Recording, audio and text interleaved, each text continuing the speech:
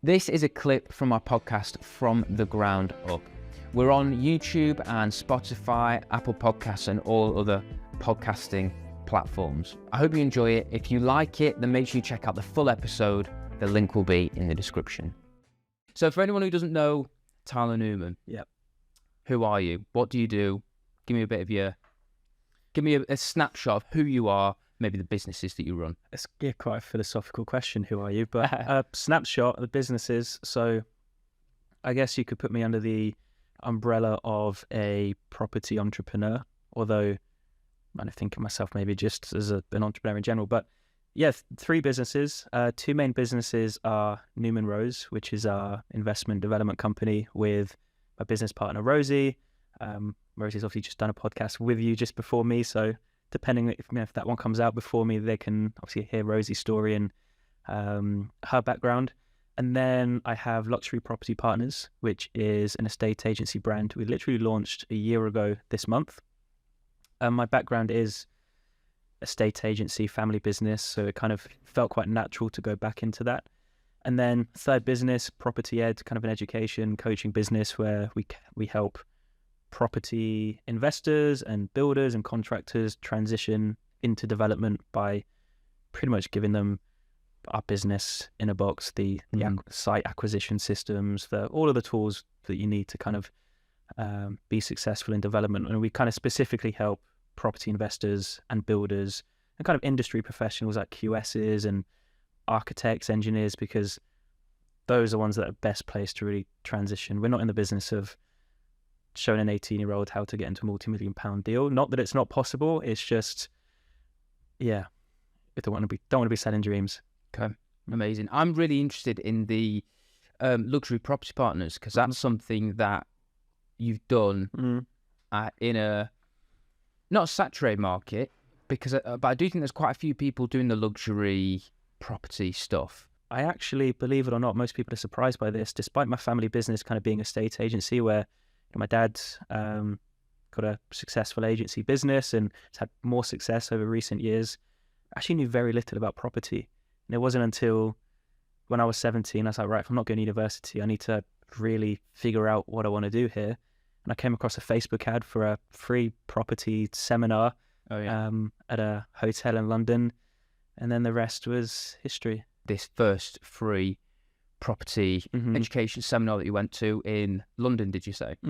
What was that like, and what was your journey from there into property? Maybe your first deal or your first business within property. I don't know what your next step from there was, but talk to me about that. I mean, I forget how little I know, and maybe for those that are listening to this that are at the very start of their journey, I forget, what we think is common knowledge or common sense. Actually, if you've not learned anything about property, you really don't know anything.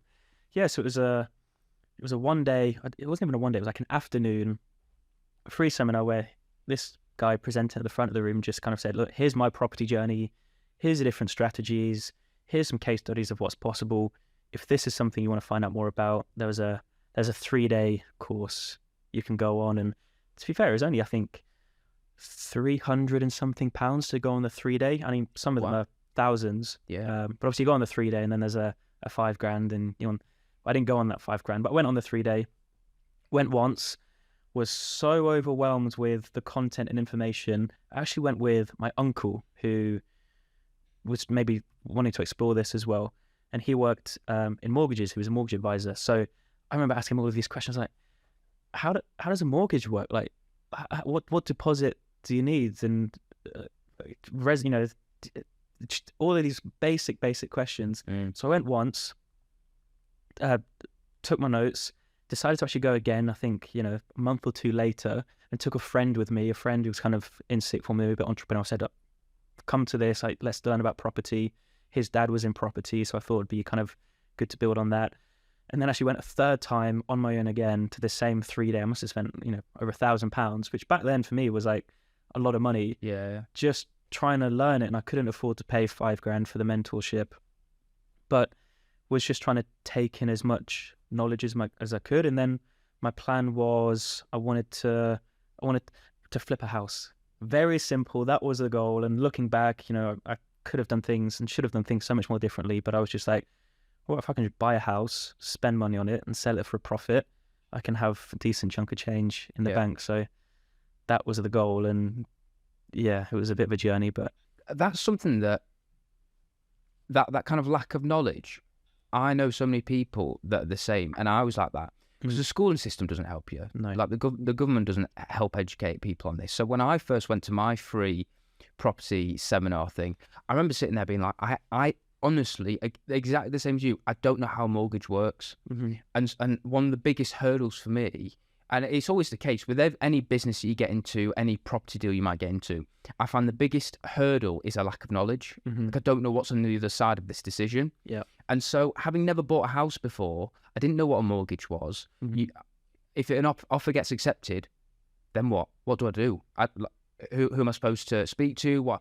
You actually just don't know unless you either do it. I've done it before, but I even know people who've bought their own home and they're like, I don't know what we did there. We just kind of did it, and they've got no idea. The conveyancing process. I now teach, but on a full, I do a training day where I teach people about deal packaging, and I go through that because I'm like, nobody actually taught me what the step-by-step process of the conveyancing process actually is. And until you know it, you don't know it, but you feel stupid for not knowing it. So it's mad, isn't it? I think it's a mad thing that people aren't aware of this stuff.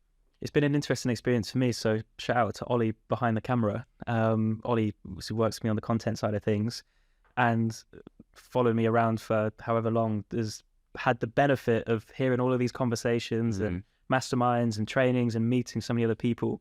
Obviously started his property journey, but literally just before we hit record, we had confirmation that we just completed on a property purchase, which me and Ollie are doing together, which is Ollie's first deal. But kind of, so round of applause, Ollie. Well done, congratulations. I'm going to go see it after this. But I obviously intentionally wanted Ollie to kind of do a lot of the work with the purchase and negotiating the offer and conveyancing so he can learn it. But obviously a lot of the questions that have popped up and all these things, I forget what's now for us, having done it for however many years. Common, quite simple knowledge, but really need to kind of dumb things down almost. Yeah. So you did your first deal then. Okay. So I know this story, and I know you've mentioned this story a few times. So I'm not going to dive into specifics, but essentially you bought what I think was a semi-detached house, end of terrace, 2 bedrooms, 2 bed, close. Yeah. You bought it, renovated it, sold it, and made how much profit? What are the numbers? £26,000 profit. Is that right, Ollie? Yeah, 26,000.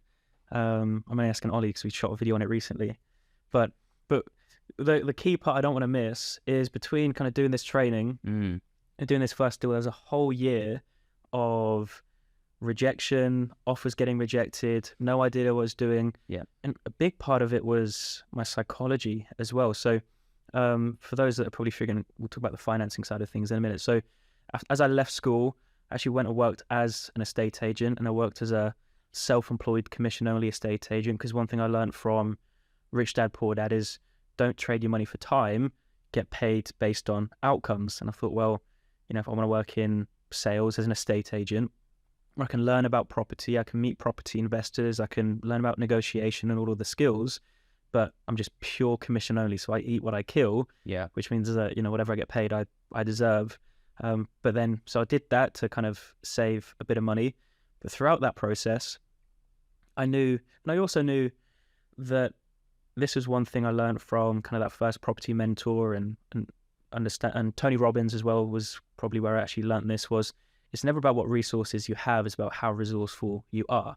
So I knew, okay, maybe I don't have enough money for a deposit and a refurb, but I just knew if I can find a deal, I can be resourceful and I can just pull money in from somewhere to fund it. So I was looking for this deal, and it's kind of offers rejected, and it was really starting to knock my confidence, and I had this really detrimental limiting belief that I thought, there's no deals in Coventry, it's hyper competitive, everyone's looking for the deals, it's impossible to kind of find something where there's a profit margin. And I really started to believe that, and when you believe that, you obviously blinkers come on and you stop looking for the opportunity. And it wasn't until I met some other guy who was basically doing like one deal a week in Coventry, and he was showing me around them. And for me, that was just this massive light bulb moment where I realized, holy shit, okay, actually these deals are possible. And believe it or not, coincidentally, it was like a month later, a few weeks after that experience, that I then actually found and secured the first deal, which was completely run down 2-bedroom terraced house, which I think I made every possible mistake you can make. I made on that deal. But so the first deal made, basically bought it with a 10% deposit, which is all the money I'd saved at the time, which was £8,000 or something, close to £9,000. Borrowed money from friends on just simple loan agreements, say, hey, give me £5,000 and I'll give you £6,000 back, or whatever it was. I can't remember the interest. It was, I don't even know what probably an interest rate was, or a loan agreement. It was just like, lend me some money and I'll pay you some more back. Credit cards, living paycheck to paycheck. I remember I'd literally get paid at the end of the month, go to the bank, withdraw some money in cash because all the builders want to get paid in cash, and then go meet the builders and pay them, and then I'd have no money left for the month. So did that one. Took far too long, to like 6 months to do a simple refurb, which is really, it's comical. So when you said you made mistakes, you really made mistakes. I remember completing on it, and then somebody asked me, when did the builders start? I was like, I don't even know how many builders. Like, who do I call first? I didn't know what a first fix was, a second fix. I honestly knew nothing. I didn't know what asbestos was. Turns out there was asbestos in the ceilings because of that Artex. And it was, but like, and again, a lesson for everyone listening: the value in the first deal is not in the money you make, but it's in the lessons you learn. They are way more valuable than any profit.